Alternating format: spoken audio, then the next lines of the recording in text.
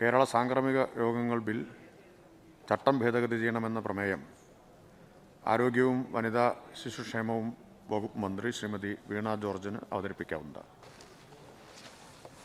Sir, 2021 May 31 സഭ അംഗീകരിച്ച കാര്യോപദേശക സമിതിയുടെ ഒന്നാമത് റിപ്പോർട്ടിലെ ശുപാർശയുടെ അടിസ്ഥാനത്തിൽ ഇന്ന് സഭ മുൻപാകെ അവതരിപ്പിക്കുന്ന 2021 കേരള സാംക്രമിക രോഗങ്ങൾ ബിൽ അവതരണത്തിനും തുടർന്നുള്ള പൊതു ചർച്ചയ്ക്കും ശേഷം ഇന്നു തന്നെ പരിഗണനയ്ക്കെടുക്കുന്നതിലേക്കായി കേരള നിയമസഭയുടെ നടപടിക്രമവും കാര്യനിർവഹണവും സംബന്ധിച്ച ചട്ടങ്ങളിലെ ചട്ടം 76(1) ചട്ടം 237 വ്യവസ്ഥകളും അതിനനുസൃതമായി ബില്ലിന്റെ തത്വത്തെപ്പറ്റിയുള്ള ചർച്ച ചെയ്യുന്നതിലേക്കായി ചട്ടം 77 വ്യവസ്ഥകളും താൽക്കാലികമായി ഭേദഗതി ചെയ്യുന്നതിന് ഈ സഭ തീരുമാനിക്കുന്നു എന്ന പ്രമേയം ഞാൻ അവതരിപ്പിക്കുന്നു.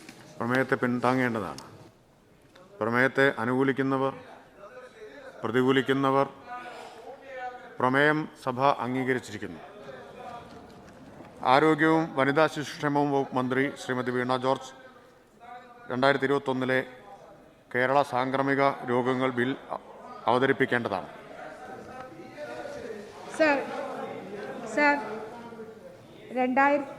ബഹുമാനപ്പെട്ട മന്ത്രി അങ്ങേക്ക് അവസരം തരാം.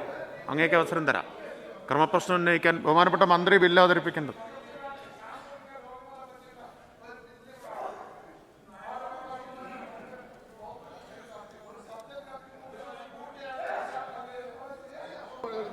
ബഹുമാനപ്പെട്ട സ്പീക്കർ, അത് മുതിർന്ന നേതാക്കളടക്കം ഇന്ന് BAC യോഗത്തിൻ്റെ തീരുമാനമനുസരിച്ചുകൊണ്ടാണ് ഈ ബില്ലിൻ്റെ അടിയന്തര പ്രാധാന്യം കണക്കിലെടുത്തുകൊണ്ട് ഇന്ന് ഈ ബില്ലെടുത്തിരിക്കുന്നത്. അതിനെക്കുറിച്ച് തർക്കം ഉന്നയിക്കേണ്ട ആവശ്യമില്ല എന്നാണ് തോന്നുന്നത്. ബഹുമാനപ്പെട്ട മന്ത്രി. സർ, 2021 കേരള സാംക്രമിക രോഗങ്ങൾ ബിൽ അവതരിപ്പിക്കുന്നു. ഓർഡിനൻസ് പ്രഖ്യാപിച്ചുകൊണ്ട് സത്വര നിയമനിർമ്മാണം നടത്തുവാനുണ്ടായ സാഹചര്യം വിശദീകരിച്ചുകൊണ്ടുള്ള സ്റ്റേറ്റ്മെന്റും ഞാൻ മേശപ്പുറത്ത് വയ്ക്കുന്നു. ക്രമപ്രശ്നങ്ങൾ. ഒന്ന് Shri K Babu. Sir, bulletin ഭാഗം 2 നമ്പർ 15 തീയതി 31/5/2021 പ്രകാരം കേരള സാംക്രമിക രോഗങ്ങൾ ബിൽ ഇന്ന് സഭയിൽ അവതരിപ്പിക്കുകയാണ്. സാർ, ചർച്ച അവസാനിപ്പിക്കുകയും ചർച്ച ചെയ്യുന്നതിന് നിശ്ചയിച്ചിരിക്കുന്നത്. എന്നാൽ ഈ നിയമസഭാ ചട്ടങ്ങൾ 76, 77 subsection 2 A, B, C എന്നിവയുടെയും 237 subsection 1 എന്നിവയുടെയും ലംഘനമാണ് ഈ നടപടി. സാർ, ഈ ബില്ലിന്മേൽ നിയമസഭയിൽ വിശദമായൊരു പൊതു ചർച്ച നടത്തുന്ന അവസരം അംഗങ്ങൾക്ക് നഷ്ടപ്പെടുകയാണ്. സാർ, അടിയന്തരമായി ബിൽ പാസ്സാക്കേണ്ട യാതൊരു സാഹചര്യവും നിലവിലില്ല എന്ന് കാണാവുന്നതാണ്. സാർ, ഈ ബില്ലിലെ വ്യവസ്ഥകൾ 2020 മാർച്ച് 26 മുതൽ പ്രാബല്യത്തിൽ വന്നിട്ടുള്ളതാണ്. സാർ, 1897 ദി എപ്പിഡമിക് ഡിസീസസ് ആക്ടിലെ സെക്ഷൻ 2, 3, 4 എന്നിവ പ്രകാരം എല്ലാ നടപടികളും ഒരു നോട്ടിഫിക്കേഷൻ വഴി സ്വീകരിക്കാനുള്ള അധികാരം നൽകുന്നതിനാൽ ഇത്തരം ഒരു നിയമനിർമ്മാണത്തിൻ്റെ അടിയന്തര ആവശ്യം ഇല്ല എന്നാണ് എൻ്റെ വിനീതമായ അഭിപ്രായം. സാർ, ഈ നിലവിൽ ഈ ഓർഡിനൻസ് ഉണ്ട്. ഈ ഓർഡിനൻസ് നിയമപ്രകാരമുള്ള എല്ലാ നടപടികളും സ്വീകരിക്കാൻ ഗവൺമെൻറ്റിന് സാധിക്കും. അപ്പോൾ അടിയന്തര ഒരു സ്വഭാവമില്ല. സാർ, ഓർഡിനൻസ് പ്രകാരം തൊട്ടടുത്ത നിയമസഭാ സമ്മേളനത്തിൽ തന്നെ പാസ്സാക്കി കൊള്ളണമെന്ന് ഇല്ല.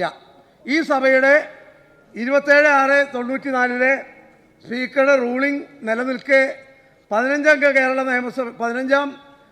നിയമസഭയുടെ ആദ്യ സമ്മേളനത്തിൽ 40 കൊല്ലമായി നിലനിൽക്കുന്ന സബ്ജക്റ്റ് കമ്മിറ്റികളുടെ ചരിത്രത്തിൽ ആദ്യമായി അവയുടെ രൂപീകരണത്തിന് മുമ്പായി നിയമസഭാ ചട്ടങ്ങൾ മറികടന്ന് ഈ ബിൽ പാസ്സാക്കാനുള്ള നീക്കം ജനാധിപത്യ അവകാശങ്ങളുടെ ലംഘനമാണ്. സാർ, കേരള നിയമസഭയുടെ ചരിത്രത്തിൽ ഒരുപക്ഷെ ഇതുപോലൊരു സംഭവം ഉണ്ടായി കാണില്ല. ധാരാളം ബില്ലുകൾ പരിഗണന മാറ്റിവെച്ചിട്ടുള്ള ചരിത്രവും കേരള നിയമസഭയിലുണ്ട്. സാർ, അങ്ങ് ധാരാളം പാർലമെൻ്ററി എക്സ്പീരിയൻസ് ഉള്ള ആളാണ്. ലോക്സഭയിലെ സ്പീക്കറുടെ ജനാധിപത്യ വിരുദ്ധ നടപടികളെ ധാരാളം ചോദ്യം ചെയ്തിട്ടുള്ള ഒരാളാണ്. പക്ഷെ അങ്ങ് ഇതിന് കൂട്ടു നിൽക്കുന്നത് ഒട്ടും ആശാസ്യമല്ല. സാർ, ഇത് അടിയന്തരമായി ഇന്ന് തന്നെ പാസ്സാക്കണം എന്നുള്ള യാതൊരു സാഹചര്യമില്ല. കാരണം ഓർഡിനൻസ് നിലവിലുണ്ട്, അതനുസരിച്ച് ഗവൺമെൻറ് നടപടികൾ സ്വീകരിക്കുന്നുണ്ട്. പിന്നെ എന്താണ് സാർ അടിയന്തര ആവശ്യം? കേരള നിയമസഭയുടെ 40 കൊല്ലം മുമ്പാണ് കേരള നിയമസഭയിൽ സബ്ജക്ട് കമ്മിറ്റികൾ രൂപീകരിച്ചത്. സാർ, 40 കൊല്ലത്തെ ചരിത്രത്തിനിടയിൽ ഇങ്ങനെ ഒരു ജനാധിപത്യ വിരുദ്ധമായ നിലപാട് ഉണ്ടായിട്ടില്ല. അങ്ങ് ഇതിന് കൂട്ടു നിൽക്കരുത്, അങ്ങയുടെ റൂളിംഗ് ഉണ്ടാകണം എന്ന് അഭ്യർത്ഥിക്കുന്നു. ഡോക്ടർ മാത്യു കുഴൽനാടൻ. സർ, ഞാൻ ഈ ബില്ലിൻ്റെ കോൺസ്റ്റിറ്റ്യൂഷണാലിറ്റി, ലെജിസ്ലേറ്റീവ് കോമ്പിറ്റൻസ്, ഈ 2 കാര്യങ്ങളാണ് ഇവിടെ ക്വസ്റ്റ്യൻ ചെയ്യുന്നത്. ഞാൻ ഇതൊരു കുറച്ചൊരു സാങ്കേതികത ഉള്ളതുകൊണ്ട് ഞാനതിൻ്റെ ഒരു ഹിസ്റ്റോറിക്കൽ ആസ്പെക്റ്റ് പറയാം. ആദ്യമായി സാംക്രമിക രോഗങ്ങളെ സംബന്ധിച്ചുള്ള ബില്ല് കേരളത്തിലുണ്ടായത് 1897 the Cochin epidemic disease act 1072, അതായത് 1887 ഒന്നാമത്തെ ആക്ട്. അത് കഴിഞ്ഞ് ദ എപ്പിഡമിക് ഡിസീസ് ആക്ട് 1073 2073. ആ വർഷം തന്നെ 1897 the epidemic disease act 1897 by the government of India. അന്ന് ഈ 3 ആക്ട് നിൽക്കാൻ കാരണം, അന്ന് ഗവൺമെൻറ് ഓഫ് ഇന്ത്യ നിയമം പാസ്സാക്കിയാൽ തിരുവിതാംകൂറിലും കൊച്ചിയിലും ആ നിയമം ബാധകമായിരുന്നില്ല. കാരണം അത് കൃത്യമായി പറഞ്ഞിരിക്കുന്നത്, അന്ന് പാർട്ട് ബി സ്റ്റേറ്റ്സ് ഉണ്ടായിരുന്നു. അതായത് ഇന്ത്യ ഗവൺമെൻറ് ഉണ്ടാക്കുന്ന നിയമം ബാധകമാകാത്ത പാർട്ട് ബി സ്റ്റേറ്റ്സ്. ആ പാർട്ട് ബി സ്റ്റേറ്റ്സ് അന്ന് Hyderabad, Jammu and Kashmir, Madhya Bharat, Mysore, Patiala, east Punjab states, Rajasthan, Saurashtra, 9ാമത്തെയായിട്ട് തിരുവിതാംകൂർ, കൊച്ചിൻ. അപ്പോൾ അതുകൊണ്ട് ആ നിയമം ആ കാലഘട്ടത്തിൽ തിരുവിതാംകൂർ കൊച്ചി മേഖലയിൽ ബാധകമായിരുന്നില്ല. അതിന് പകരം നേരത്തെ പറഞ്ഞ 2 ആക്ടുകളാണ് ബാധകമായിരുന്നത്. ഇന്ന് അതിന് ശേഷം ഉണ്ടായ സംഭവം, പിന്നെ ഈ സർക്കാർ കൊണ്ടുവന്ന ആദ്യത്തെ ഓർഡിനൻസാണ് 27 മാർച്ച് 2020 ഈ കേരള സർക്കാർ ആദ്യത്തെ ഓർഡിനൻസ് കൊണ്ടുവന്നു. ആ ഓർഡിനൻസാണ് എൻ്റെ കയ്യിലുള്ളത്. ആ ഓർഡിനൻസിൻ്റെ towards the end section 12, repeal and saving the Cochin epidemic disease act 1072 ME and the Travancore Epidemics Act 1073 are hereby repealed. അതായത് ആദ്യത്തെ 2 നിയമവും പിൻവലിച്ചു.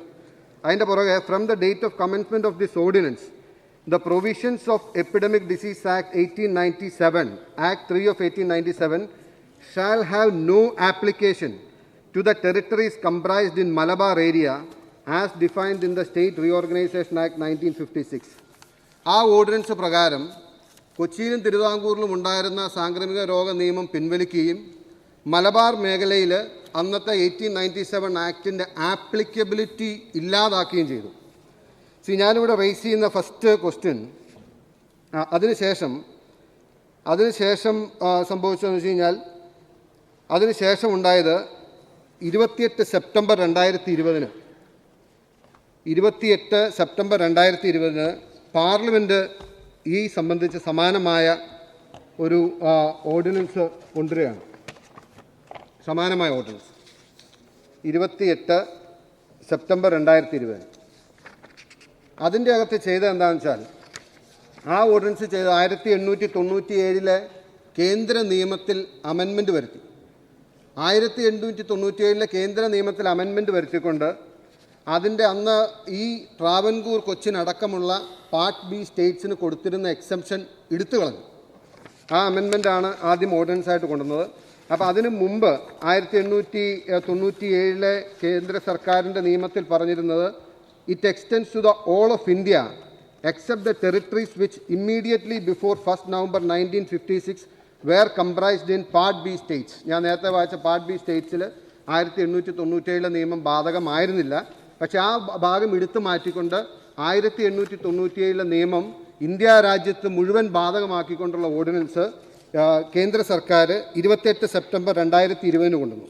അതിനുശേഷം 2 June 2020 June 2, 2020 parliament act pass ചെയ്തു.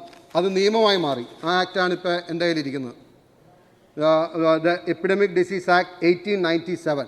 ശ്രീ കുഴൽനാടൻ ക്രമപ്രശ്നത്തിന് ആധാരമായ വിഷയം അല്ല അത് ഞാൻ പറഞ്ഞിട്ട് ഇത് ഈ ബാക്ക്ഗ്രൗണ്ട് പറഞ്ഞാലേ പറയുള്ളൂ. അല്ല ചുരുക്കി അതായത് I will be make it short. അപ്പം ഈ നിയമം ഇന്ന് ഇന്ത്യ രാജ്യത്ത് മുഴുവൻ ഇന്നത്തെ മണിക്കൂറിൽ ഈ ദിവസം നിലനിൽക്കുകയാണ്. അപ്പം അതാർക്കും തർക്കമില്ല. ഇനിയിപ്പോൾ ബില്ലിലേക്ക് വന്നാൽ, ഞാൻ ബില്ലിൽ ഇങ്ങനെയൊരു നിയമം നിലനിൽക്കുകയാണ് നമ്മുടെ ഇന്നത്തെ ഈ ബില്ല് മന്ത്രി ഇവിടെ കൊണ്ടുവന്നിട്ടുള്ളത്. ഇനി ഇതിൻ്റെ നമ്മൾ ഉദ്ദേശ കാരണങ്ങളുടെ വിവരം പേജ് 5 വന്നാൽ ഈ നിയമം കൊണ്ടുവരുന്നതിനുള്ള ഒരു പശ്ചാത്തലം അതിൻ്റെ അത് പറഞ്ഞിട്ടുണ്ട്. സാംക്രമിക രോഗങ്ങൾ നിയന്ത്രിക്കുന്നതിനായി സംസ്ഥാനത്തിൻ്റെ വിവിധ മേഖലകളിൽ വെവ്വേറെ നിയമങ്ങളാണ് ഉണ്ടായിരുന്നത്. കോവിഡ്-19 പോലുള്ള സാംക്രമിക രോഗങ്ങളെ ഒരു ഏകീകൃത രീതിയിൽ കൈകാര്യം ചെയ്യാൻ ബുദ്ധിമുട്ട് സൃഷ്ടിച്ച സാഹചര്യത്തിൽ the epidemics act 1 of Cochin act, the epidemics act 10732 of Travancore act എന്നിവ റദ്ദാക്കിക്കൊണ്ടും 1897 the epidemics act central act 3 Malabar മേഖലയിൽ പ്രാബല്യമില്ലാതാക്കിക്കൊണ്ടും സംസ്ഥാനത്തിന് മുഴുവൻ ബാധകമാവുന്ന വിധത്തിൽ ഒരു നിയമനിർമ്മാണം നടത്തുന്നതിന് സർക്കാർ തീരുമാനിച്ചു. അതായത് ഞാൻ നേരത്തെ പറഞ്ഞ ഈ മൂന്നാമത്തെ പാരാഗ്രാഫ് 1897 ഈ നിയമം അല്ല, ഈ നിയമം മലബാർ മേഖലയിൽ മാത്രമായി ഇല്ലാതാക്കാൻ ഈ ഹൗസിന് പറ്റുമോ? ഈ നിയമം മലബാർ മേഖലയിൽ മാത്രമായി ഇല്ലാതാക്കാൻ ഈ ഉള്ള ലെജിസ്ലേറ്റീവ് കോമ്പിറ്റൻസി ഈ ഹൗസിനുണ്ടോ? ഞാൻ ഒരു പോയിന്റോടെ ഉണ്ട്. ഇനി അപ്പോൾ സ്വാഭാവികമായിട്ടും ഇത് യഥാർത്ഥത്തിൽ സംഭവിച്ചത് ഓർഡിനൻസ് ഉണ്ടാക്കുന്ന സമയത്ത് കേന്ദ്ര നിയമം ഉണ്ടായിരുന്നില്ല.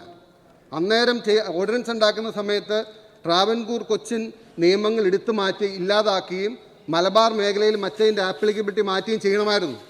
അതിനുശേഷം പാർലമെൻറ്റ് നിയമം ഉണ്ടാക്കി ഇന്ന് നിലനിൽക്കുന്ന കാര്യം സർക്കാരിൻ്റെ ശ്രദ്ധയിൽ വന്നിട്ടില്ല, അല്ലെങ്കിൽ അത് കവർ ചെയ്തിട്ടില്ല. അത് കവർ ചെയ്യാതെ ഒരു നിയമം കൊണ്ടുവന്നാൽ ഇത് അങ്ങനെ തന്നെയല്ല. ഒരു അല്ല കഴിഞ്ഞില്ല legal point. Let me make it short.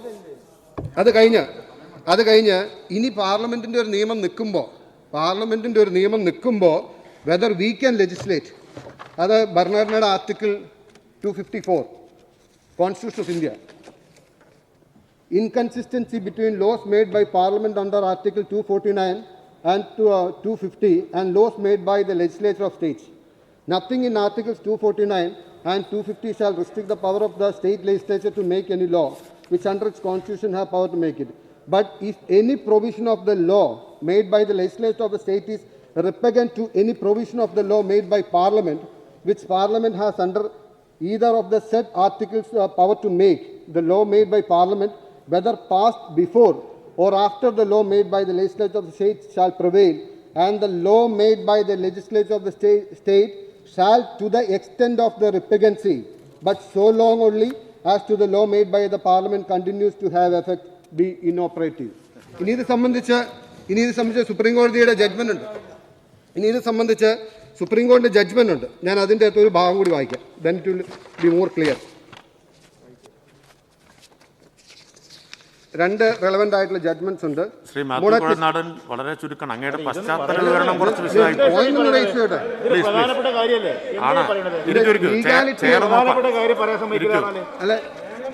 അല്ലല്ല, അദ്ദേഹത്തിന് അവസരം കൊടുത്തു. ഇനി ചുരുക്കണം എന്നാണ് പറഞ്ഞത്. അദ്ദേഹം സംസാരിക്കും. നിങ്ങൾ സമയം തടസ്സപ്പെടുത്താതിരുന്നാൽ മതി. ഉള്ള സമയം. സാർ ഒരു കാര്യം, സാർ ഇവിടെ നമുക്കൊരു പ്രീസിഡൻ്റ് ഉണ്ട്. അതായത് ബില്ല് അവതരിപ്പിക്കുമ്പോഴും ബില്ല് സംസാരിക്കുമ്പോഴും ബില്ലിലെ ലീഗൽ ഒബ്ജക്ഷൻ നമ്മൾ അവതരിപ്പിക്കുമ്പോഴും നമ്മളൊരു ടൈം ലിമിറ്റ് സാധാരണ ഇവിടെ വെക്കാറില്ല ബില്ലിൽ സംസാരിക്കുമ്പോഴും. പക്ഷേ നമ്മളൊരു സ്വയം നിയന്ത്രണം അങ്ങ് പറഞ്ഞതുപോലെ അങ്ങയുടെ പ്രശ്നം എന്ന് വെച്ച് കഴിഞ്ഞാൽ സമയം മൊത്തത്തിൽ നേരത്തെ സമയത്ത് തീർക്കാൻ വേണ്ടിയിട്ടുള്ളൊരു നല്ല ശ്രമമാണ്. ഞാൻ അതിനെ സ്വാഗതം ചെയ്യുന്നു. പക്ഷേ വളരെ റെലവൻ്റ് ആയിട്ടുള്ളൊരു ബില്ല് കൊണ്ടുവരുമ്പോൾ ഒരു ലീഗൽ ഒബ്ജക്ഷനാണ്. ആ ലീഗൽ ഒബ്ജക്ഷൻ അയാൾ ഒരു ഔട്ട് ഓഫ് ടോപ്പിക് ഒന്നും പോവാത്തൊരു സാഹചര്യത്തിൽ അങ്ങ് അതൊന്ന് അനുവദിക്കണം. സാധാരണ ബില്ലിൻ്റെ കാര്യത്തിൽ ഇവിടെ ഒരു പ്രസിഡന്റ് പണ്ടേ ഉള്ളതാണ് എന്ന് ഞാൻ അഭ്യർത്ഥിക്കുന്നു. ബഹുമാനപ്പെട്ട പ്രതിപക്ഷ നേതാവ് സമയം പാലിക്കുന്നതിൽ പൊതുവിൽ ശ്രദ്ധിക്കുന്ന ഒരാളാണ്. ഇവിടെ ആദ്യത്തെ കുറേ സമയം തുടർച്ചയായിട്ട് അനുവദിച്ചിരുന്നു. അപ്പോൾ അദ്ദേഹത്തിൻ്റെ പശ്ചാത്തല വിവരണം കുറച്ച് കൂടുന്നു എന്ന് തോന്നിയപ്പോഴാണ് ഇടപെട്ടത്. ബഹുമാനപ്പെട്ട കുഴൽനാടൻ. സോറി, ഞാൻ പുതിയ ആളാണ്, എനിക്ക് ചിലപ്പോൾ പെട്ടെന്ന് ഇത് ചെയ്യാൻ പറ്റിയതല്ല. the Supreme Court judgment Monite Ispat and Energy Limited versus Union of India 2012-11 SCC. അതുപോലെ തന്നെ ITC Limited and others versus State of Karnataka 1985 Supplementary SCC 476. ഞാനതിൻ്റെ relevant one line മാത്രം വായിക്കാം. The concept of repugnancy arises only with regard to the laws dealing with subjects covered by the entries falling in list 3, in respect of which both Parliament and state legislature are competent to legislate. Under Article 254 of the Constitution, a state law passed in respect of a subject matter comprised in list 3 would be invalid if its provisions were repugnant to a law passed on the same subject by the Parliament. ഇതാണ് ഞാൻ precisely raise ചെയ്യുന്ന point.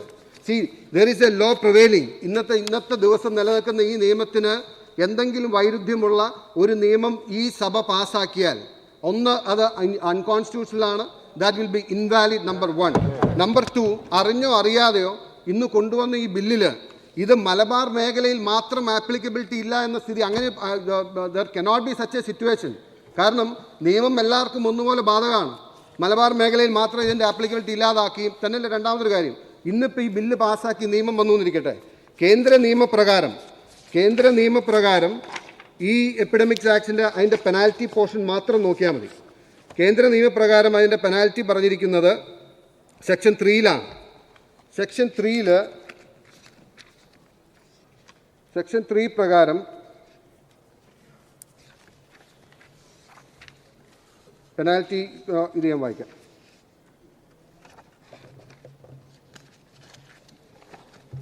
Penalty: any person disobeying any regulation or order made under this act shall be deemed to have committed an offence punishable under section 198 of the Indian Penal Code. Whoever commits, abets the commission of an act of violence against healthcare persons, abets such cause loss of property, shall be punished with imprisonment for a term which shall not be less than 3 months, but which may extend to 5 years, and with fine which shall not be less than 50,000 rupees, but which may extend to 2 lakh rupees. അതായത് minimum 3 മാസം തടവും കുറഞ്ഞത് 50,000 രൂപ പിഴയും, കുറഞ്ഞത് 50,000 രൂപ പിഴയും 2 ലക്ഷം രൂപ വരെ ആകാം. ഇനിയിപ്പോൾ ഈ നിയമത്തിൽ പറഞ്ഞിരിക്കുന്ന പെനാൽറ്റി എന്ന് പറയുന്നത്, ശിക്ഷ എന്ന് പറയുന്നത് ഇതിൻ്റെ സെക്ഷൻ 5 ആണ്. 2 വർഷം വരെ മാക്സിമം. ഇതിൻ്റെ അകത്ത് പറഞ്ഞിരിക്കുന്ന ശിക്ഷ, റെഗുലേഷൻ ഉത്തരവ് പാലിക്കാൻ ബാധ്യസ്ഥരായ ഏതൊരു വ്യക്തി ഈ ആക്ടിൽ ഉണ്ടാക്കിയിട്ടുള്ള ഏതെങ്കിലും തരത്തിലുള്ള റെഗുലേഷൻ ഉത്തരവ് ലംഘിക്കാൻ അനുസരിക്കാതിരുന്നാൽ ഈ അകത്തപ്പെട്ട തടസ്സം ചെയ്താൽ കുറ്റസ്ഥാപനം 2 വർഷം വരെയാകുന്ന കാലത്തേക്കുള്ള തടവിനോ 10,000 രൂപ വരെയാകുന്ന പിഴയ്ക്കോ അല്ലെങ്കിൽ ഇവ രണ്ടിനും കൂടി ശിക്ഷിക്കപ്പെടേണ്ടതാണ്. ഈ നിയമം നിലവിൽ വന്നു, പാർലമെൻറ്റ് നിയമവും നിലവിൽ വന്നു. പോലീസ് ഉദ്യോഗസ്ഥന് ഏത് പ്രകാരം കേസെടുക്കും? ഒരു കോടതി ഏത് നിയമപ്രകാരം ശിക്ഷിക്കും? ഇന്ന് ഈ കേരള നിയമസഭ ആഗ്രഹിക്കുന്നത് കേന്ദ്ര സർക്കാർ പാസ്സാക്കിയിട്ടുള്ള നിയമം ഡൈല്യൂട്ട് ചെയ്യണമെന്നാണോ? അതിന് വേണ്ടിയിട്ടാണോ നിയമം? അങ്ങനെയാണെങ്കിൽ അങ്ങനെ പറയണം. ഒബ്ജക്റ്റീവ്സിൽ അത് എഴുതണം. നിലവിലൊരു കേന്ദ്ര നിയമമുണ്ട്, അത് 50,000 രൂപ മിനിമം പിഴ പറയുന്നു, ഞങ്ങൾക്ക് അതിനോട് താല്പര്യമില്ല, ഞങ്ങൾ 10,000 ആക്കാൻ കുറയ്ക്കുന്നു. That should be the objective. Otherwise there will be 2 parallel laws operating on the same field which is unconstitutional. അതുകൊണ്ട് larger wisdom of the house may be applied. അതുകൊണ്ട് എനിക്ക് തോന്നുന്നു ബില്ല് ഒന്നുകൂടി പരിശോധിക്കുന്നത് നന്നായിരിക്കും എന്ന് മാത്രം പറഞ്ഞുകൊണ്ട് അവസാനിക്കും. ബഹുമാനപ്പെട്ട മന്ത്രി. സർ, ഈ 2021 കേരള സാംക്രമിക രോഗങ്ങൾ ബില്ല് അവതരണത്തിനും പൊതു ചർച്ചയ്ക്കും ശേഷം ഇന്ന് തന്നെ പരിഗണനയ്ക്ക് എടുക്കുന്നതിലേക്കായി നിയമസഭാ ചട്ടങ്ങൾ താൽക്കാലികമായി ഭേദഗതി ചെയ്യണമെന്ന് അവതരിപ്പിച്ച പ്രമേയം ചട്ടങ്ങൾക്കനുസരിച്ച് തന്നെയാണ്. ചട്ടം 313 പറയുന്നത് ഏതൊരംഗത്തിനും സഭ മുൻപാകെയുള്ള ഒരു പ്രത്യേക ഉപക്ഷേപത്തിന് ബാധകമാകുന്നതിന് വേണ്ടി ഏതെങ്കിലും ചട്ടം സസ്പെൻഡ് ചെയ്യാമെന്ന് സ്പീക്കറുടെ സമ്മതത്തോടുകൂടി with the permission of the speaker പ്രമേയം അവതരിപ്പിക്കാവുന്നതും ആ പ്രമേയം അംഗീകരിക്കപ്പെടുകയാണെങ്കിൽ ചട്ടം അപ്പോഴത്തേക്ക് സസ്പെൻഡ് ചെയ്യാമാകുന്നു. ഞാൻ വരുവാണ്, I am coming to the point. ഇത് അതിനു മുൻപേ തന്നെ കാര്യോപദേശക സമിതിയുടെ തീരുമാനപ്രകാരമാണ് ഈ ബില്ല് ഈ രീതിയിൽ ഇന്നത്തെ സഭയിലേക്ക് വന്നിരിക്കുന്നത്. ബഹുമാനപ്പെട്ട അംഗം പറഞ്ഞത് എന്താണ്?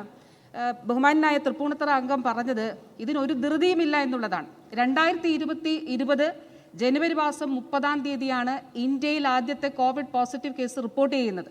അത് കേരളത്തിലാണ് റിപ്പോർട്ട് ചെയ്തത്. അന്ന് നമുക്ക് ഇത് സംബന്ധിച്ച ഏത് രീതിയിൽ ഇതിനെ കൈകാര്യം ചെയ്യണമെന്നുള്ള ആഗോളതലത്തിൽ ലോകാരോഗ്യ സംഘടന പോലും ഇതിന് നിയതമായിട്ടുള്ള ഒരു സംവിധാനത്തെക്കുറിച്ച് പറഞ്ഞിരുന്നില്ല. ആദ്യമായി നമ്മളാണ് ഇത് സംബന്ധിച്ചിട്ടുള്ള കാര്യങ്ങൾ, കൺട്രോൾ റൂം തുറക്കുന്നു, മറ്റു കാര്യങ്ങൾ നമ്മൾ അതുമായി ബന്ധപ്പെട്ടാണ് നമ്മൾ ആസൂത്രണം ചെയ്യുന്നത്.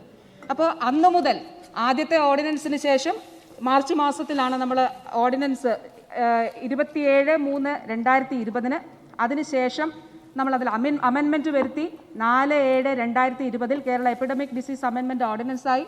അതിനുശേഷം ഇത് രണ്ടും കൂടെ സംയോജിപ്പിച്ചുകൊണ്ട് സെപ്റ്റംബർ മാസത്തിൽ 26/9/2020 കേരള എപ്പിഡമിക് ഡിസീസ് ഓർഡിനൻസ് 2021 22 അങ്ങനെ നമ്മൾ പ്രസിദ്ധീകരിച്ചു. അപ്പോൾ ഇന്നിപ്പോൾ വീണ്ടും സഭ ചേരുമ്പോൾ എന്തുകൊണ്ടാണ് ഇപ്പോഴത്തെ സാഹചര്യത്തിൽ നമ്മൾ രണ്ടാം തരംഗത്തെ നേരിടുന്നു, മൂന്നാം തരംഗത്തിലേക്ക് നമ്മൾ കടക്കാൻ പോവുകയാണ്. ഏറ്റവും പ്രധാനപ്പെട്ട കാര്യം ഈ ഓർഡിനൻസുകളുടെ പുനർവിളംബരം, repromulgation of the ordinance is fraud on the constitution പറഞ്ഞിരിക്കുന്നത് ഭാരതത്തിന്റെ പരമോന്നത നീതിപീഠമാണ്, സുപ്രീം കോടതിയാണ്. Krishnakumar Singh versus state of Bihar supreme കോടതി പറഞ്ഞിട്ടുണ്ട്. ഇപ്പോഴത്തെ അടിയന്തര സാഹചര്യത്തിൽ, ഈ പകർച്ചവ്യാധികളുടെ സാഹചര്യത്തിൽ ഈ ഫ്ലോർ നിയമസഭ ഈ ബില്ല് പരിഗണിക്കുന്നു. ഇതാണ് ഇതിൻ്റെ പശ്ചാത്തലം. ഇനി രണ്ടാമത്തെ കാര്യം, ബഹുമാന്യനായ മൂവാറ്റുപുഴ അംഗം പറഞ്ഞ നിയമപരമായിട്ടുള്ള ചില പ്രശ്നങ്ങളാണ്. അദ്ദേഹം ഇവിടെ ചൂണ്ടിക്കാണിച്ച കാര്യം, ഒന്ന് 2 നിയമങ്ങളാണ്.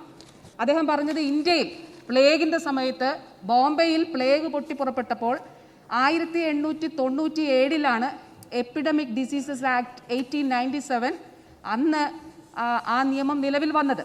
പക്ഷേ അദ്ദേഹം പറഞ്ഞതുപോലെ പാർട്ട് ബി സ്റ്റേറ്റ്സിന് അത് ബാധകമല്ല. അതായത് തിരുവിതാംകൂർ, കൊച്ചി സ്റ്റേറ്റിന് അത് ബാധകമല്ല. മദ്രാസ് സ്റ്റേറ്റിൻ്റെ ഭാഗമായിരുന്ന മലബാറിൽ അത് ബാധകമാണ്. അപ്പോൾ അതായിരുന്നു ഇവിടെ നിലനിന്നിരുന്ന നിയമം. ഭാരതം സ്വാതന്ത്ര്യം ലഭിച്ചതിന് ശേഷം, ഭരണഘടന രൂപീകൃതമായതിനു ശേഷവും ഈ നിയമത്തിൽ ഒരു മാറ്റവും വന്നില്ല. അപ്പം നമ്മൾ ഈ 2 നിയമങ്ങളും കൂടി സംയോജിപ്പിച്ചത് സെപ്റ്റംബർ മാസം 26-ാം തീയതിയാണ് 2020. അതിനുശേഷം അതേ മാസമാണ് കേന്ദ്ര സർക്കാർ എന്ത് ചെയ്തു, പാർട്ട് ബി സ്റ്റേറ്റ്സിനെയും കൂടി ഇതിൽ ഉൾപ്പെടുത്തണം, എല്ലാ സ്റ്റേറ്റ്സിനും ഇത് ബാധകമാണെന്ന അമെൻമെൻറ്റോടുകൂടി 2020 എപ്പിഡമിക് ഡിസീസസ് ആക്ട് നിയമമാക്കി. ഇതാണ് അതിൻ്റെ പശ്ചാത്തലം. അദ്ദേഹം പറഞ്ഞ വളരെ സുപ്രധാനമായിട്ടുള്ള ഒരു പോയിന്റിലേക്ക് ഞാൻ വരികയാണ്. അദ്ദേഹം പറഞ്ഞത് പാർലമെന്റ് പാസ്സാക്കിയ ഒരു നിയമത്തിന് കോൺട്രഡിക്ടറിയായി എങ്ങനെ സ്റ്റേറ്റിന് ഒരു നിയമം പാസ്സാക്കാൻ കഴിയില്ല. പക്ഷേ ഏത് വിഷയത്തിലാണ് നമ്മൾ ഈ നിയമം അല്ലെങ്കിൽ ഈ ബില്ല് കൊണ്ടുവന്നത്, ഈ ഓർഡിനൻസ് കൊണ്ടുവന്നതുള്ളത് വളരെ പ്രധാനപ്പെട്ടതാണ്. അതായത് 7ാമത്തെ ഷെഡ്യൂളിൽ സ്റ്റേറ്റ് ലിസ്റ്റിലെ 6ാമത്തെ എൻട്രിയിലെ പബ്ലിക് ഹെൽത്തിലാണ് നമ്മൾ സർക്കാർ ഈ ഓർഡിനൻസ് കൊണ്ടുവന്നത്. അദ്ദേഹം പറഞ്ഞത് കൺകറന്റ് ലിസ്റ്റ് ഏതാണ്? ഭരണഘടനയുടെ അനുച്ഛേദം 254 സാർ എന്താണ് പറയുന്നത്? When both the parliament and the state assembly make a law on a matter which comes under the concurrent list, and if the laws are such that they are irreconcilable, then the law made by the parliament shall prevail. അതായത് concurrent ലിസ്റ്റിൽ വരുന്ന ഒരു വിഷയത്തിൽ പാർലമെൻറ്റും ഒരു നിയമസഭയും നിയമം നിർമ്മിക്കുകയാണെങ്കിൽ, ഈ 2 നിയമങ്ങളും കോൺട്രഡിക്ടറി ആണെങ്കിൽ പാർലമെൻറ്റ് പാസ്സാക്കിയ നിയമം മാത്രമേ നിലനിൽക്കുകയുള്ളൂ. ഇനി പ്രധാനം, ഇത് കൺകറന്റ് ലിസ്റ്റാണോ സ്റ്റേറ്റ് ലിസ്റ്റാണോ? ഇതാണല്ലോ ഇവിടുത്തെ ചോദ്യം അടുത്തതായി വരാൻ പോകുന്നത്. 7th schedule concurrent list entry 29 ആണ് 1897 എപ്പിഡമിക് ഡിസീസസ് ആക്ടിൻ്റെ അടിസ്ഥാനം. ആ നിയമം അനുസരിച്ചാണ്. അങ്ങനെയാണെങ്കിൽ എൻട്രി 29 എന്താണ് പറഞ്ഞിരിക്കുന്നത്?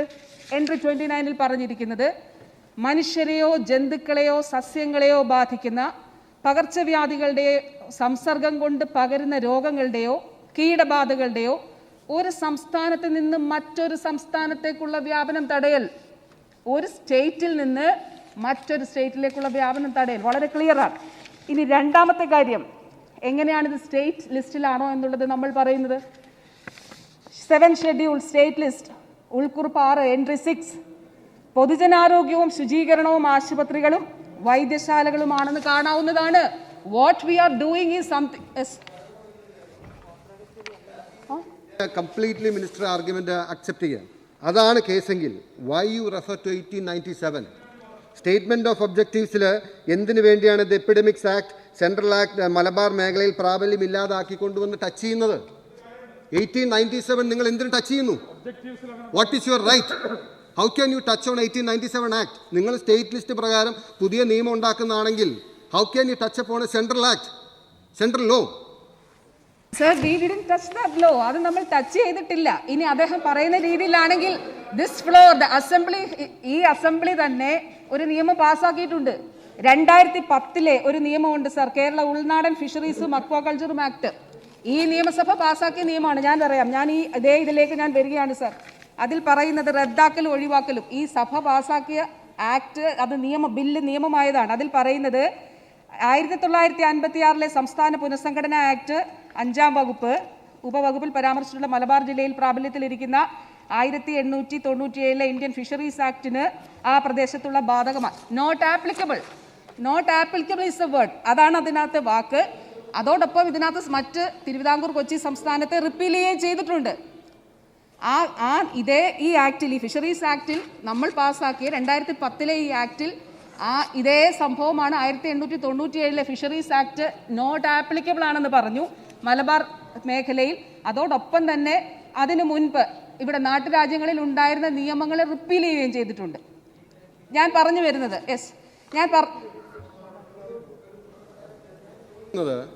ഈ നിയമം ഇന്റർപ്രറ്റ് ചെയ്യാൻ പോയാൽ, അതായത് ഞാൻ ഒരു വരി ക്ലിയർ ആയിട്ട് വായിക്കാം. സാംക്രമിക രോഗങ്ങൾ നിയന്ത്രിക്കുന്നതിനായി സംസ്ഥാനത്തിൻ്റെ വിവിധ വെവ്വേറെ നിയമങ്ങളാണ് ഉണ്ടായിരുന്നത്. അതായത് COVID-19 പോലുള്ള സാംക്രമിക രോഗങ്ങളെ ഒരു ഏകീകൃത രീതിയിൽ കൈകാര്യം ചെയ്യുവാൻ ബുദ്ധിമുട്ട് സൃഷ്ടിച്ച സാഹചര്യത്തിൽ epidemics act 1072 Cochin act, epidemics act 1073 Travancore act എന്നിവ റദ്ദാക്കിക്കൊണ്ടും അതിനുള്ള പവറും ലെജിസ്ലേറ്റീവ് കോമ്പറ്റൻസ് ഈ ഹൗസിനുണ്ട്. അടുത്ത ലൈൻ ശ്രദ്ധിക്കുക. The epidemics act, central act 1897, ഇതാണ് ആക്ട്. ആ ആക്ടിൻ്റെ മലബാർ മേഖലയിലെ പ്രാബല്യം ഇല്ലാതാക്കിക്കൊണ്ട് how can you do this? ഞാൻ പറയാം സർ, ഈ ഉദ്ദേശ കാരണങ്ങളുടെ വിവരണത്തിലെ 1-ാം ഖണ്ഡത്തിലെ ആദ്യമായി ഓർഡിനൻസ് പുറപ്പെടുവിക്കുന്ന സാഹചര്യത്തിലാണ് ഇത് വിവരിച്ചിട്ടുള്ളത്. അങ്ങ് പറഞ്ഞ കാര്യം ആണല്ലോ. ഞാനത് വളരെ ക്ലിയർ ആയിട്ട് അതിൻ്റെ ടൈം ലൈൻ പറഞ്ഞു. അതായത് ഈ ഓർഡിനൻസ് ആദ്യം നമ്മൾ മാർച്ച് മാസത്തിൽ കൊണ്ടുവരുമ്പോൾ what was existing was that old law 1897 കേന്ദ്ര നിയമമാണ്. അതിൽ പറയുന്നത് മലബാറിൽ മാത്രം പ്രാബല്യത്തിലുണ്ടെന്നാണ്. മലബാറിന് മാത്രം ബാധകം, തിരുവിതാംകൂർ കൊച്ചി സ്റ്റേറ്റുകൾക്ക് ബാധകമല്ലെന്നാണ്. അപ്പോൾ ആദ്യ ഓർഡിനൻസിന്റെ കാര്യമാണ് അങ്ങീ പറയുന്നത്. അതിന്റെ വിവരണത്തിലാണ് അതുള്ളത്. എന്നാൽ കേന്ദ്രം 1897 എപ്പിഡമിക് ഡിസീസ് ആക്ടിന് ഭേദഗതി വരുത്തിക്കൊണ്ട് പാർട്ട് ബി സ്റ്റേറ്റ്സിന് ബാധകമാക്കിയപ്പോൾ നമ്മൾ എന്ത് ചെയ്തു? അതിന് മുൻപാണ് ഈ ഓർഡിനൻസ് പുറപ്പെടുവിച്ചത്. ആ കേന്ദ്രം പ്രസ്തുത ഭേദഗതി വരുത്തിയതിനെ തുടർന്ന് സംസ്ഥാന ഓർഡിനൻസ് ഭേദഗതി ചെയ്തുകൊണ്ട് മലബാർ മേഖലയിൽ പ്രാബല്യം ഇല്ലാതാക്കിയതിനെ ഒഴിവാക്കി. നമ്മൾ ഒഴിവാക്കി. We have precedents. No. ഇപ്പൊ അതില്ല. ഈ അങ്ങ് പറയുന്ന ഈ ഭാഗം ആദ്യത്തെ ഓർഡിനൻസിൽ ഉണ്ടായിരുന്നു. സാർ, ഇത് നമുക്ക് പ്രീസിഡന്റ് ഉണ്ട്, നമ്മൾ പാസ്സാക്കിയ നിയമമുണ്ട്. നമുക്ക് അത് അതിലെ സമയം പോകാനില്ലതുകൊണ്ട് സാർ 1-2 വിഷയങ്ങൾ മന്ത്രിയും അംഗവും തമ്മിലുള്ള വാദപ്രതിവാദമാണ്. ഞാൻ പറഞ്ഞ ഒരു പോയിന്റ് ഇവിടെ പറഞ്ഞ് ഞാൻ നിർത്തുകയാണ്. അതായത് അദ്ദേഹം പറഞ്ഞ ഇതിന്റെ ഈ നിയമത്തിന്റെ ഭരണഘടനാ സാധുതയെ ചോദ്യം ചെയ്തതുകൊണ്ടാണ് ഞാനിത് സ്റ്റേറ്റ് ലിസ്റ്റിൽ പെട്ടതാണ്, ഇത് പബ്ലിക് ഹെൽത്തിൽ പെട്ടതാണ്, കൺകറന്റ് ലിസ്റ്റിൽ പെട്ടതല്ല. കൺകറന്റ് ലിസ്റ്റ് പറഞ്ഞിരിക്കുന്നത് സ്റ്റേറ്റും തമ്മിൽ പകർച്ചവ്യാധികൾ അത് ബാധിക്കുമ്പോൾ അല്ലെങ്കിൽ പകരുമ്പോൾ ഉള്ള വിഷയമാണ് കൺകറന്റ് ലിസ്റ്റിൽ വരുന്നത്. ഇനി അങ്ങ് പറഞ്ഞ സുപ്രീം കോടതി വിധികൾ നമുക്ക് പറയാം. അതിൽ state of Kerala versus Mar Aprem Kuri limited എന്ന് പറഞ്ഞിട്ടൊരു കേസുണ്ട് 2012. അതിൽ വളരെ ക്ലിയറായി പറയുന്നുണ്ട് സർ. അതായത് ഒരേ വിഷയങ്ങൾ, ഈ സമാന സ്വഭാവമുള്ള വിഷയം, ഒന്ന് പബ്ലിക് ഹെൽത്ത്, മറ്റേത് ഒരു 2 സംസ്ഥാനങ്ങൾക്കിടയിലൂടെ ഈ രോഗം പടരുന്നത് തടയുന്നതിന് വേണ്ടിയിട്ടുള്ള വിഷയങ്ങളിൽ, അങ്ങനെയുള്ള വിഷയങ്ങളിൽ എവിടെയെങ്കിലും ഇങ്ങനെ ഒരു ഓവർലാപ്പിംഗ് വരുവാണെങ്കിൽ അതിൻ്റെ പിത്ത് ആൻഡ് സബ്സ്റ്റൻസ് കൺസിഡർ ചെയ്തുകൊണ്ട് അതിൽ സ്റ്റേറ്റിൻ്റെ നിയമം നിലനിൽക്കും എന്നുള്ളതാണ് ആ കേസിൽ പറയുന്നത്. ഇനി പിന്നെയുണ്ട് sir forum for publics collective versus state of west Bengal. ഈ വിധിയിലും പറയുന്നത് കേന്ദ്ര ആക്ടും സംസ്ഥാന ആക്ടും ഒരേ ഫീൽഡിലാകുന്ന പക്ഷം, അത് വളരെ റീസെൻ്റ് ആയിട്ടുള്ള ഒരു വേർഡിക്റ്റാണ് സുപ്രീം കോടതിയുടെ. അതിൽ പറയുന്നത് കേന്ദ്ര ആക്ടും സംസ്ഥാന ആക്ടും ഒരേ ഫീൽഡിലാകുന്ന പക്ഷം ഈ നിയമങ്ങൾ തമ്മിൽ വൈരുദ്ധ്യമുണ്ടെങ്കിൽ ഫീൽഡ് എന്നുള്ളത് ഡിഫൈൻ ചെയ്യുകയാണ്. ഫീൽഡ് എന്നുള്ളത് ഡിഫൈൻ ചെയ്യുമ്പോൾ it should cover the entire subject. ആ സബ്ജക്റ്റ് മുഴുവൻ കവർ ചെയ്യണം സാർ. ഇത് ക്ലിയർ ആണെന്ന് ഞാൻ കരുതുന്നു. അതിൻ്റെ ക്ലാരിഫിക്കേഷൻ ഉണ്ടായിട്ടെന്ന് ഞാൻ കരുതുകയാണ്. വേണ്ടിയിട്ട് യഥാർത്ഥത്തിൽ നമ്മൾ വാദിച്ച് ജയിക്കാൻ വേണ്ടിയല്ലോ സഭയിൽ വന്നേ. വിവേകാനന്ദൻ പറഞ്ഞ വാദിക്കാനും ജയിക്കാനും അല്ല, അറിയാനും അറിയിക്കാനുമാണ് ഇവിടുത്തെ ഡിബേറ്റ് എന്ന് വിശ്വസിക്കുന്ന ആളാണ് ഞാൻ. കൊറോണ അല്ലെങ്കിൽ ഇതുപോലൊരു പാൻഡമിക്കിനെ കുറിച്ച് എപ്പിഡമിക്കിനെ കുറിച്ച് നമ്മൾ സംസാരിക്കുമ്പോൾ പബ്ലിക് ഹെൽത്തിൻ്റെ പെർസ്പെക്റ്റീവിൽ സ്റ്റേറ്റ് ലിസ്റ്റിലാണ് ഈ നിയമം കൊണ്ടുവരുന്നതെന്ന് പറയുന്നു. അതല്ല ആർഗ്യുമെൻറ്റ്. ഈ കൺകറൻറ്റ് ലിസ്റ്റിലെ 7th ഷെഡ്യൂളിൽ 29 എൻട്രി ഉണ്ട്. Prevention of the extension from one state to another or infectious or contagious disease or pest affecting men, animals or plants. അതിൻ്റെ പെർവ്യൂവിലാണോ ഇത് വരുന്നത്? അത് പൊതുജനാരോഗ്യത്തിൻ്റെ പെർവ്യൂവിലാണോ വരുന്നത്? വാദം ജയിക്കാൻ വേണ്ടി നിങ്ങൾക്ക് പറയാം ഇത് ഞങ്ങൾ പൊതുജനാരോഗ്യത്തിൻ്റെ പേരിലാണ് കൊണ്ടുവരുന്നത്. But there is A constitution which speaks clearly. ഈ രാജ്യത്തെ എല്ലാവരെയും രക്ഷിക്കാൻ വേണ്ടിയാണ് നമ്മൾ നിയമം ഉണ്ടാക്കുന്നത്. അല്ലാണ്ട് നമുക്കിവിടെ വാദിച്ച് ജയിച്ചതാവും. ഞാൻ പറയട്ടെ, ലെറ്റ് മീ ജസ്റ്റ് ഫിനിഷ്. ഞാൻ പറഞ്ഞു എൻട്രി 29 പ്രകാരം നമുക്കും ഉണ്ടാക്കാം. കൺകറൻറ്റ് ലിസ്റ്റാണ്. We need to be honest. നമ്മുടെ അപ്രോച്ച് സത്യസന്ധമാവണമെന്നേ ഉള്ളൂ. We can make law that should not be repugnant to the parliament law. അതേ ഉള്ളൂ. Why can't we go for that? Why should we say we are on public health? ഒന്ന് അവസാനിപ്പിച്ചോട്ടെ. Moreover ഇനിയിപ്പോൾ ഞങ്ങൾ state list പ്രകാരം public health പ്രകാരമാണ് ഈ നിയമം കൊണ്ടുവരുന്നത് എന്ന വാദം എടുത്താൽ തന്നെയും ഈ സ്റ്റേറ്റ് ഓഫ് ഈ ഒബ്ജക്റ്റീവ്സിൽ 1897 റെഫർ ചെയ്യാനുള്ള റൈറ്റ് എന്താണ് ഈ സഭയ്ക്ക്? 1897 ആക്ട് അത് മാറ്റാതെ ബില്ല് കൊണ്ടുവരാൻ പറ്റുമോ? സ്പീക്കർ റൂളിംഗ് പറഞ്ഞാൽ മതി. പാർലമെന്റ് നിയമം നിങ്ങൾ പാർലമെന്റ് 10 ബഹുമാനപ്പെട്ട മന്ത്രി. സർ, ഈ 1897 നിയമം അത് പുതുക്കിയ 2020 എപ്പിഡമിക്സ് ആക്ടിൽ നമ്മൾ തൊടുന്നില്ല. ഞാനത് വളരെ വിശദമായി പറഞ്ഞു സർ. ആദ്യം മലബാർ മേഖലയിൽ ആപ്ലിക്കബിൾ അല്ല എന്ന് പറഞ്ഞ സാഹചര്യം പറഞ്ഞു. അതിനുശേഷം 20 ഇവർ ഇതെല്ലാം ഇൻക്ലൂഡ് ചെയ്തതിന് ശേഷം നമ്മളത് ടച്ച് ചെയ്യുന്നില്ല. നമ്മൾ പറയുന്നത് നിലവിൽ സംസ്ഥാനത്തുള്ള നിയമങ്ങൾ ഏകീകരിക്കുന്നതിനും ക്രോഡീകരിക്കുന്നതിനും അതിനു വേണ്ടിയിട്ടാണ് നമ്മൾ ഈ നിയമം കൊണ്ടുവരുന്നത് എന്നുള്ളതാണ് സർ. ഒരു സെക്കൻഡ് സർ.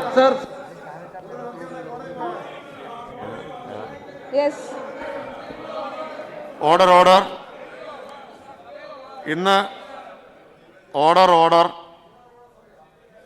ഇന്ന് സഭ മുമ്പാകെ വരുന്ന റൂളിംഗ് ആണ്. ഒരു സെക്കൻഡ് സർ. സാധാരണ അതിൽ അസ്വസ്ഥരാവേണ്ട കാര്യമില്ല. നിങ്ങൾ പഴയ നിയമസഭയുടെ റെക്കോർഡ്സ് പരിശോധിച്ചാൽ ബില്ലുകൾ ഇൻട്രൊഡ്യൂസ് ചെയ്യുന്ന സമയത്ത് അംഗങ്ങൾ നല്ല വാദമുഖങ്ങൾ അവതരിപ്പിച്ച് വളരെ അക്കാഡമിക്കായിട്ട് കോൺസ്റ്റിറ്റ്യൂഷണൽ പ്രൊവിഷൻസ് സംസാരിക്കുന്നത് ഈ സഭ പ്രോത്സാഹിപ്പിക്കണം. അങ്ങത് ചെയ്തു. ഞാനതിനെ അപ്രീഷിയേറ്റ് ചെയ്യുന്നു. അങ്ങത് ചെയ്തു. അതിൽ അസ്വസ്ഥരാവേണ്ട കാര്യമില്ല. അത് പഴയ റെക്കോർഡ്സ് നോക്കിയാൽ മതി. 1957 VR കൃഷ്ണയ്യരെ പോലുള്ള പ്രഗത്ഭനായ ഒരു ലോ മിനിസ്റ്റർ ഇവിടെ ബില്ലുകൾ പൈലറ്റ് ചെയ്തപ്പോൾ അതിനെ ചോദ്യം ചെയ്തുകൊണ്ട് അന്നത്തെ അംഗങ്ങൾ ലീഗൽ ഒബ്ജക്ഷൻസ് കൊണ്ടുവന്നിട്ടുണ്ട്. വളരെ അക്കാഡമിക് ആയിട്ടുള്ള ഒരു ചർച്ചയാണ് സാർ. ഞാൻ അങ്ങ് പറയുന്നതിന് മുമ്പ് ഒരു കോംപ്രമൈസ്. ഇതിൻ്റെ അകത്ത് നമുക്ക് ഈ ആക്ട് പാസ്സാക്കണം. ഇതിൻ്റെ അകത്ത് നമുക്ക് പറ്റിയൊരു പ്രശ്നം എന്ന് പറയുന്നത് ഒബ്ജക്റ്റ് ആൻഡ് റീസൺസിൽ ഈ 1890 ആക്ട് നമ്മൾ മെൻഷൻ ചെയ്തു. എന്നിട്ട് അതിൻ്റെ കുറവ് പരിഹരിക്കാൻ വേണ്ടിയിട്ടാണ് ഈ നിയമം കൊണ്ടുവരുന്നതെന്ന് നമ്മൾ പറഞ്ഞു. പിന്നെ നമുക്കത് ബാധകമല്ല എന്ന് പറയരുത്. മാത്രമല്ല ഈ മഹാമാരി ഈ പറയുന്ന 29 എൻട്രിയുടെ പെർവ്യൂവിൽ വരും. കാരണം ഇന്ത്യയിലെ എല്ലാ സംസ്ഥാനങ്ങളിലും ഇത് ബാധിച്ചിട്ടുണ്ട്. അപ്പം നമുക്ക് ചെയ്യാവുന്നത് കേന്ദ്ര നിയമത്തിൻ്റെ റിപ്പഗ്നൻ്റ് ആയിട്ടുള്ള പ്രൊവിഷൻസ് ഇതിൽ നിന്ന് മാറ്റണം. ഒരു മാത്യു കൊളനാടൻ നേരത്തെ സൂചിപ്പിച്ചതുപോലെ പീനൽ പ്രൊവിഷൻ സെൻട്രൽ ആക്ടിൽ ഒരു പീനൽ പ്രൊവിഷൻ, സ്റ്റേറ്റ് ആക്ടിൽ ഒരു പീനൽ പ്രൊവിഷൻ. ഈ 2 പ്രൊവിഷൻ വരുന്നത് യഥാർത്ഥത്തിൽ അത് ആ റിപ്പഗ്നൻസി ക്ലിയറാണ്. അത് നമുക്ക് മന്ത്രി തന്നെ ഭേദഗതി കൊണ്ടുവന്നോ അല്ലെങ്കിൽ അംഗങ്ങൾ ഭേദഗതി കൊണ്ടുവന്നോ അത് സെൻട്രൽ ആക്ടിന് സമാനമാക്കിയാൽ മതി. വലിയ വ്യത്യാസമൊന്നുമില്ലല്ലോ. 2 കൊല്ലം 5 കൊല്ലം എന്നുള്ളതോ ഫൈൻ ഇല്ലെങ്കിൽ ഇത് നമ്മൾ ഇംപ്ലിമെൻറ്റേഷൻ സ്റ്റേജിൽ വല്ലാതെ ഉദ്യോഗസ്ഥന്മാർക്ക് കൺഫ്യൂഷൻ വരും. പോലീസിന് ഉൾപ്പെടെയുള്ള പോലീസ് മാത്രമല്ലല്ലോ ഇത് എക്സിക്യൂട്ട് ചെയ്യുന്ന ഉദ്യോഗസ്ഥന്മാർക്ക് എക്സിക്യൂഷൻ സ്റ്റേജിൽ അത് ബുദ്ധിമുട്ട് വരും. പ്രാക്ടിക്കലായിട്ടുള്ള പ്രശ്നം വരും. അപ്പോൾ അങ്ങ് തന്നെ അതിനകത്ത് ഈ പ്രശ്നം പരിഹരിക്കാൻ നമുക്ക് അപ്പോൾ സെൻട്രൽ ആക്ടിന് റിപ്പഗ്നൻ്റ് ആയിട്ടുള്ള ഒരു ആക്ട് പാസ്സാക്കി എന്നുള്ള അത് കോടതിയിലൊക്കെ പോയി കഴിഞ്ഞാൽ പിന്നെ അത് പ്രശ്നമായിരിക്കും. അത് നിലനിൽക്കില്ല. അതുകൊണ്ടൊരു കോംപ്രമൈസിംഗ് ആയിട്ട് ആ റിപ്പഗ്നൻസി ഫാക്ടർ ഇതിൽ നിന്ന് എടുത്തു കളഞ്ഞ് അതിന് സർക്കാരിന് യാതൊരു ബുദ്ധിമുട്ടും ഉണ്ടാവില്ല. സർ, രണ്ടാമതൊരു പ്രശ്നം കൂടി ഇവിടെ ഈ റെസൊല്യൂഷൻ അഡോപ്റ്റ് ചെയ്തപ്പോൾ ഒരു പ്രശ്നമുണ്ട്. കാരണം റൂൾസ് ഓഫ് പ്രൊസീജിയറിൽ മന്ത്രി ഇവിടെ പറഞ്ഞത് ഈ പ്രമേയം ഭേദഗതി ചെയ്യുന്നു എന്നുള്ളതാണ്. റൂൾസ് ഓഫ് പ്രൊസീജിയറിലെ റൂൾ 313 അനുസരിച്ചിട്ട് any member may, with the consent of the Speaker, move that any rule may be suspended in its application to a particular motion before the Assembly, and if the motion is carried, the rule in question shall be suspended for the time being. അപ്പോൾ subject കമ്മിറ്റിയിലേക്ക് അയക്കണം എന്നുള്ള അത് suspend ചെയ്യണം വേണ്ടത്. ആ provision suspend ചെയ്യണം, ഭേദഗതിയല്ല, suspend ചെയ്യണമെന്നാണ് rule 313 പറയുന്നത്. ഈ സസ്പെൻഡ് ചെയ്യണമെന്ന് നമ്മൾ പൊതുവായി പറഞ്ഞാലുള്ളൊരു പ്രശ്നമുണ്ട്. ഇവിടെ നടക്കുന്ന ബാക്കി അമെൻമെൻറ്റും ഈ സഭയിൽ നടക്കുന്ന ബാക്കിയുള്ള സെക്കൻഡ് റീഡിങ്ങും തേർഡ് റീഡിങ്ങും ഉൾപ്പെടെയുള്ള കാര്യങ്ങൾ സസ്പെൻഡ് ചെയ്യണമെന്ന് വരാൻ പാടില്ല. അതുകൊണ്ട് സസ്പെൻഡ് ചെയ്യണം എന്ന് പറയുന്നത് സബ്ജക്റ്റ് കമ്മിറ്റിയിലേക്ക് അയക്കണം എന്നുള്ള കാര്യം സസ്പെൻഡ് ചെയ്യണം എന്നാണ് മൂവ് ചെയ്യേണ്ടത്. ഭേദഗതി മൂവ് ചെയ്യണം എന്നാണ് പറഞ്ഞത്. തെറ്റാണത്, അത് തെറ്റാണ്. അത് നിൽക്കില്ല, അത് ഭേദഗതിയല്ല. Rule 313 is very clear. Suspend ചെയ്യണം അല്ലേ? നമ്മൾ സാധാരണ ഇവിടെ ചെയ്തിട്ടുണ്ടല്ലോ. ഇവിടുത്തെ പ്രീസിഡൻസ് കംപ്ലീറ്റ് അങ്ങനെയാണ്, അങ്ങനെ ചെയ്യാൻ പറ്റുള്ളൂ. ഭേദഗതി ചെയ്ത് എങ്ങനെയാവണം? ഭേദഗതി ചെയ്തത് എങ്ങനെ നിൽക്കുന്നത്? ഈ രണ്ട് കാര്യം ഞാൻ അങ്ങയുടെ ശ്രദ്ധയിൽപ്പെടുത്തുന്നു.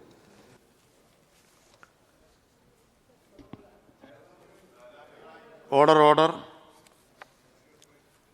ഇന്ന് സഭ മുമ്പാകെ വരുന്ന 2021 കേരള സാംക്രമിക രോഗങ്ങൾ ബിൽ പരിഗണിക്കുന്നതിൽ നിയമസഭാ നടപടി ചട്ടങ്ങളിലെ ചട്ടം 76, 77, 237 എന്നിവയുടെ ലംഘനമുണ്ടാകുന്നുവെന്നും ബില്ലിന്മേൽ വിശദമായൊരു പൊതുചർച്ച നടത്തുന്നതിനുള്ള അവസരം അംഗങ്ങൾക്ക് നഷ്ടപ്പെടുന്നുവെന്നും ബിൽ അടിയന്തരമായി പാസ്സാക്കേണ്ട സാഹചര്യം നിലവിലില്ലെന്നും സബ്ജക്ട് കമ്മിറ്റികളുടെ പരിഗണന കൂടാതെ ബിൽ പാസ്സാക്കുന്നത് ജനാധിപത്യ അവകാശങ്ങളുടെ ലംഘനമാണെന്നുമാണ് ശ്രീ കെ ബാബു തൃപ്പൂണിത്തറ തൻ്റെ ക്രമപ്രശ്നത്തിലൂടെ ഉന്നയിച്ചത്. ഈ ബിൽ ഇന്നേ ദിവസം സഭയുടെ പരിഗണനയ്ക്ക് വരാനിടയായ സാഹചര്യങ്ങളും അത് സംബന്ധിച്ച നടപടിച്ചട്ടങ്ങളിലെ വ്യവസ്ഥകളും അതോടൊപ്പം നമ്മുടെ സഭയുടെ കീഴ്വഴക്കങ്ങളും ചെയർ വിശദമായി പരിശോധിക്കുകയുണ്ടായി. 2021 മെയ് മാസം 31-ാം തീയതി സഭ ഐകകണ്ഠ്യേന അംഗീകരിച്ച കാര്യോപദേശക സമിതിയുടെ 1ാമത് റിപ്പോർട്ടിലെ ശുപാർശയുടെ അടിസ്ഥാനത്തിലാണ് ഈ ബിൽ ഇന്ന് സഭയുടെ പരിഗണനയ്ക്കായി വന്നിട്ടുള്ളത്. സഭയുടെ നടപ്പ് സമ്മേളനത്തിലെ നന്ദിപ്രമേയ ചർച്ചയുടെയും പുതുക്കിയ ബജറ്റിന്മേലുള്ള പൊതുചർച്ചയുടെയും ഇടയ്ക്ക് ഗവൺമെൻറ് കാര്യത്തിനായി ലഭിച്ച ഇന്നേ ദിവസത്തെ സമയം വളരെ ഫലപ്രദമാക്കാമെന്ന ആഗ്രഹത്തോടും അതോടൊപ്പം സഭയിലേക്ക് പുതുതായി തിരഞ്ഞെടുക്കപ്പെട്ടു വന്ന അംഗങ്ങൾക്ക് നിയമനിർമ്മാണ പ്രക്രിയയെ സംബന്ധിച്ചൊരു പരിചയപ്പെടുത്തലിനുള്ള അവസരമായി മാറട്ടെ എന്ന സതുദ്ദേശത്തോടും കൂടിയാണ് താരതമ്യേന ചെറിയ ബില്ലായ 2021 കേരള സാംക്രമിക രോഗങ്ങൾ ബില്ല് ഇന്ന് സഭ പരിഗണിക്കണമെന്ന ശുപാർശ കാര്യോപദേശക സമിതി മുന്നോട്ട് വെച്ചതെന്നാണ് ചെയർ മനസ്സിലാക്കുന്നത്. പുതിയ സഭ നിലവിൽ വന്നതിനെ തുടർന്ന് രൂപീകരിക്കേണ്ട സബ്ജക്ട് കമ്മിറ്റികൾ നിലവിൽ വരാത്ത സാഹചര്യത്തിലാണ് കാര്യോപദേശക സമിതി ഇത്തരത്തിലൊരു ശുപാർശ നടത്തിയത് എന്നതും എല്ലാവർക്കും അറിവുള്ള കാര്യമാണ്.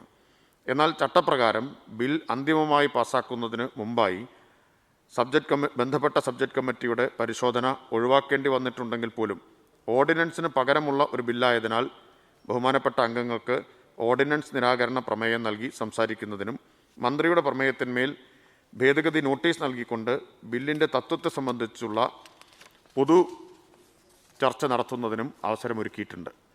അതോടൊപ്പം വകുപ്പ് തിരിച്ചുള്ള പരിഗണനയ്ക്കായി ബില്ലിൻ്റെ വകുപ്പുകളിന്മേൽ ഭേദഗതി നോട്ടീസ് നൽകുന്നതിന് സമയം ദീർഘിപ്പിച്ചു നൽകുകയും 550-ലധികം ഭേദഗതി നോട്ടീസുകൾ ബില്ലിൻ്റെ വിവിധ വകുപ്പുകളിന്മേൽ ലഭ്യമാവുകയും അവ ലിസ്റ്റാക്കി സർക്കുലേറ്റ് ചെയ്യുകയും ചെയ്തിട്ടുണ്ട്. സഭയുടെ കീഴ്വഴക്കം പരിശോധിച്ചാൽ 1980 സബ്ജക്ട് കമ്മിറ്റി നിലവിൽ വന്നതിന് ശേഷം സബ്ജക്ട് കമ്മിറ്റികൾ നിലനിൽക്കുന്ന സന്ദർഭങ്ങളിൽ പോലും പലപ്പോഴും സുപ്രധാന നിയമനിർമ്മാണങ്ങൾ ചില പ്രത്യേക കാരണങ്ങളാൽ ബന്ധപ്പെട്ട സബ്ജക്ട് കമ്മിറ്റിയുടെ പരിശോധനയോ പൊതുചർച്ചയോ കൂടാതെ പാസ്സാക്കിയിട്ടുള്ളതായി കാണാവുന്നതാണ്. 1987 Kerala municipalities amendment bill, 1995 Kerala civil codes amendment bill, 96 Kerala toddy workers welfare fund amendment bill, 2000 2013 Kerala ധനകാര്യ ബില്ലുകൾ, 2020 കേരള ധനകാര്യ ബില്ലുകൾ 2 എന്നിവയുമായി ബന്ധപ്പെട്ട ചട്ടങ്ങളിൽ സഭ തന്നെ ഇളവ് വരുത്തിക്കൊണ്ട് സബ്ജക്ട് കമ്മിറ്റിയുടെ പരിഗണന കൂടാതെ പാസ്സാക്കിയിട്ടുണ്ട്. ഈ സാഹചര്യത്തിൽ 2021 കേരള സാംക്രമിക രോഗങ്ങൾ ബിൽ ഇന്ന് സഭ പരിഗണിക്കുന്നതിനെതിരെ ശ്രീ കെ ബാബു തൃപ്പൂണിത്തറ ഉന്നയിച്ച ക്രമപ്രശ്നം നിലനിൽക്കുന്നതല്ലെന്ന് ചെയർ റൂൾ ചെയ്യുന്നു. 2020 കേന്ദ്ര സർക്കാർ പാസാക്കിയ എപ്പിഡമിക് ആക്ട് നിലനിൽക്കെ അതേ വിഷയത്തിൽ ഒരു സംസ്ഥാന നിയമം നിലനിൽക്കുന്നതല്ലെന്നാണ് ഡോക്ടർ മാത്യു കുഴൽനാടൻ ഉന്നയിച്ച ക്രമപ്രശ്നത്തിൻ്റെ കാതൽ. ഇക്കാര്യത്തിൽ ബില്ലിൻ്റെ ചുമതലയുള്ള ആരോഗ്യ വനിതാ ശിശുക്ഷേമ വകുപ്പ് മന്ത്രി ഇത്തരത്തിലുള്ള നിയമനിർമ്മാണം സംബന്ധിച്ച നിയമവശം ഇവിടെ വിശദീകരിക്കുകയുണ്ടായി. പാർലമെൻറ്റിൻ്റെയും സംസ്ഥാന നിയമസഭകളുടെയും നിയമനിർമ്മാണ അധികാരം സംബന്ധിച്ച ഭരണഘടനാ വ്യവസ്ഥകളുടെ പശ്ചാത്തലത്തിൽ ചെയർ ഇക്കാര്യവും പരിശോധിക്കുകയുണ്ടായി. പാർലമെൻറ്റ് ഉണ്ടാക്കുന്ന നിയമങ്ങളും സംസ്ഥാന നിയമസഭകൾ നിർമ്മിക്കുന്ന നിയമങ്ങളും തമ്മിലുള്ള പൊരുത്തക്കേടുകളെ സംബന്ധിച്ച് പ്രതിപാദിക്കുന്ന ഭരണഘടനയിലെ 254 അനുച്ഛേദത്തിൽ പറഞ്ഞിരിക്കുന്നത് ഇപ്രകാരമാണ്. I quote: If any provision of a law made by the legislature of a state is repugnant to any provision of a law made by Parliament, which Parliament is competent to enact, or to any provision of an existing law with respect to one of the matters enumerated in the concurrent list, then, subject to the provisions of Clause 2, the law made by Parliament, whether passed before or after the law made by the legislature of such state, or as the case may be, the existing law, shall prevail, and the law made by the legislature of the state shall, to the extent of repugnancy, be void. Unquote. Concurrent ലിസ്റ്റിൽപ്പെട്ട ഒരു വിഷയത്തിലുള്ള നിയമനിർമ്മാണം ആയാൽ പോലും അതിന് കേന്ദ്ര നിയമത്തിലെ ഏതെങ്കിലും വ്യവസ്ഥയോട് വൈരുദ്ധ്യമുണ്ടെങ്കിൽ സംസ്ഥാന നിയമത്തിലെ അപ്രകാരം വൈരുദ്ധ്യമുള്ള ഒരു വ്യവസ്ഥ മാത്രമേ അസാധുവാകുന്നുള്ളൂ എന്നതാണ് ഭരണഘടനാ വിവക്ഷ. ഭരണഘടനയിലെ 7ാം പട്ടികയിലുള്ള കൺകറന്റ് ലിസ്റ്റിൽപ്പെട്ടതല്ലെന്നും സംസ്ഥാന ലിസ്റ്റിലെ പൊതുജനാരോഗ്യവും ശുചീകരണവും ആശുപത്രികളും വൈദ്യശാലകളും എന്ന 6ാമത്തെ എൻട്രിയിലൂടെ സംസ്ഥാനത്തിന് ലഭിക്കുന്ന സമ്പൂർണ്ണ നിയമനിർമ്മാണ അധികാരം വിനിയോഗിച്ചുകൊണ്ടാണ് നിയമനിർമ്മാണത്തിനായി ഈ ബിൽ സഭയിൽ അവതരിപ്പിച്ചിരിക്കുന്നതെന്നും ബഹുമാനപ്പെട്ട ആരോഗ്യവും വനിതാ ശിശുക്ഷേമവും വകുപ്പ് മന്ത്രി ഇവിടെ വിശദീകരിക്കുകയും ചെയ്തിട്ടുണ്ട്. ബില്ലിലെ ഏതെങ്കിലും വ്യവസ്ഥകൾക്ക് കേന്ദ്ര നിയമത്തിലെ ഏതെങ്കിലും വ്യവസ്ഥകളോട് വൈരുദ്ധ്യം അഥവാ ഇൻകൺസിസ്റ്റൻസി ഉണ്ടെങ്കിൽ പോലും സംസ്ഥാന ലിസ്റ്റിൽ പരാമർശിച്ചിരിക്കുന്ന വിഷയത്തിന്മേൽ ഒരു നിയമനിർമ്മാണം നടത്തുവാനുള്ള സംസ്ഥാന നിയമസഭയുടെ പരമാധികാരത്തെ, ലെജിസ്ലേറ്റീവ് കോമ്പിറ്റൻസിയെ അതൊരു വിധത്തിലും പരിമിതപ്പെടുത്തുന്നില്ല എന്നതാണ് നിയമവ്യവസ്ഥ. അതുകൊണ്ട് ഡോക്ടർ മാത്യു കുഴൽനാടൻ ഇവിടെ ഉന്നയിച്ച ക്രമപ്രശ്നവും നിലനിൽക്കുന്നതല്ലെന്ന് ചെയർ റൂൾ ചെയ്യുന്നു. ഓർഡർ ബിൽ അവതരിപ്പിച്ചിരിക്കുന്നു. ബഹുമാനപ്പെട്ട പ്രതിപക്ഷ നേതാവ് ഉന്നയിച്ച പ്രശ്നം ബഹുമാനപ്പെട്ട മന്ത്രിയുടെ പ്രമേയത്തിൽ ഭേദഗതി ചെയ്യുന്നു എന്ന വാക്ക് താൽക്കാലികമായി സസ്പെൻഡ് ചെയ്യുന്നു എന്ന് തിരുത്താവുന്നതാണ്.